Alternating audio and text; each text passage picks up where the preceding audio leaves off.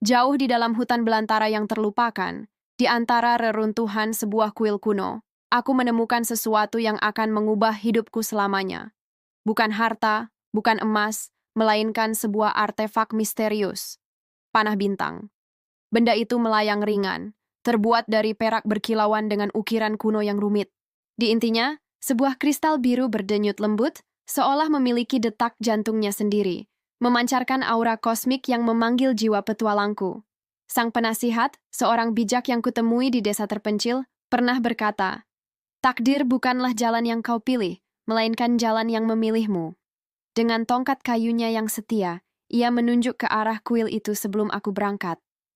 Panah bintang tidak menunjukkan arah yang kau inginkan, tetapi arah yang kau butuhkan.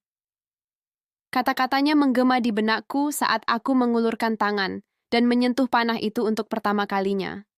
Energi hangat langsung mengalir, dan panah itu berputar, menunjuk ke sebuah jalur yang tak pernah kutahu ada. Perjalanan dimulai. Panah itu memanduku melintasi lembah bisikan, di mana angin membawa suara-suara dari masa lalu. Ia membawaku menembus badai abadi yang mengamuk, cahayanya menjadi satu-satunya suar di tengah kegelapan pekat. Tantangan terbesarku adalah teka-teki rasi bintang di gerbang langit. Panah itu melesat ke udara, membentuk konstelasi yang harus kucocokkan dengan pola di gerbang batu raksasa. Setiap teka-teki yang terpecahkan terasa seperti selangkah lebih dekat dengan tujuan sejatiku. Akhirnya, panah itu membawaku ke puncak sebuah monolit raksasa yang menjulang menembus awan. Disinilah konfrontasi terjadi, bukan dengan monster atau musuh, tetapi dengan diriku sendiri. Keraguan, ketakutan, dan semua ambisi lamaku berputar di sekelilingku seperti badai.